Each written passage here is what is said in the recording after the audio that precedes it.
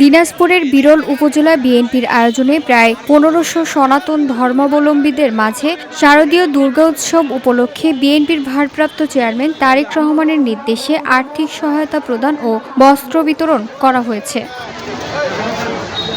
বুধবার দুপুরে উপজেলার শহীদ মিনার চত্বরে অনুষ্ঠানে প্রধান অতিথি হিসেবে উপস্থিত থেকে আর্থিক সহায়তা প্রদান ও বস্ত্র বিতরণ করেন দিনাজপুর-২ আসনে ১৮ সালের নির্বাচনে ধানের শীষের মনোনীত প্রার্থী এবং দিনাজপুর জেলা বিএনপির নির্বাহী সদস্য আলহাজ সাদিক রিয়াজ চৌধুরী পিনাক।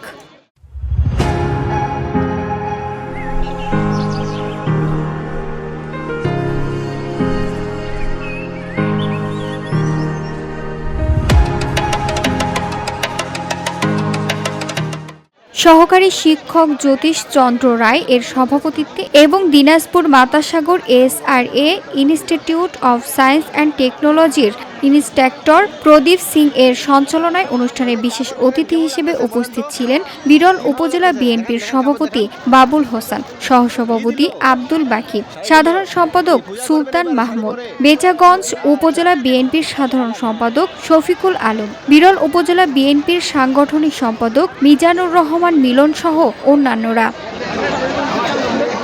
এ সময় প্রধান অতিথি সনাতন ধর্মাবলম্বীদের উদ্দেশ্যে বলেন, আপনারা উৎসব নির্বিঘ্নে পালন করবেন, ভয় পাবার কোনো কারণ নেই। কেউ যদি বাধার কারণ হয়ে দাঁড়ায় আমাদের খবর দিবেন, আমরা তাকে আইনের আওতায় এনে শাস্তির ব্যবস্থা করব। এই দেশটা আমাদের সকলের, প্রত্যেক ধর্মের মানুষের সমান অধিকার রয়েছে।